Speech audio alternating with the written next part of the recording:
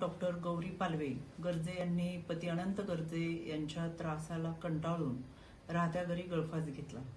Doctor Gauri यांच्या कुटुंबियांनी याबाबत शंका व्यक्त करत या संपूर्ण घटनेचा सखोल तपास व्हावा अशी मागणी केलेली आहे। याबाबत वरळी पोलीस स्टेशन येथे BNS अंतर्गत गुन्हे दाखल असून आज पहाटे या घटनेतील मुख्य आरोपी अनंत गर्जे याला पोलिसांनी अटक केलेली आहे।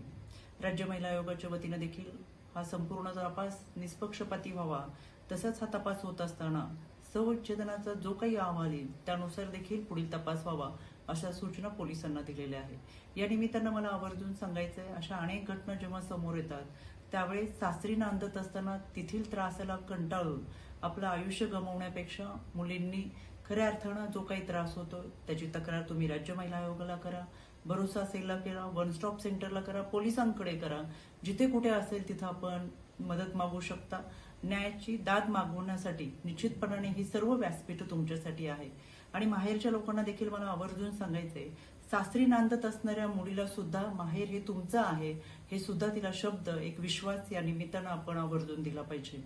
या संपूर्ण घटनेचा तपास, त्याच्यासाठीचा पाठपुरावा हा राज्य महिला आयोगाच्या वतीनं केला जाईल। यामध्ये आम्ही सर्वजण डॉक्टर गौरी यांच्या कुटुंबासोबत आहोत आणि हा तपास पूर्ण होईपर्यंत याचा पाठपुरावा केला जाईल।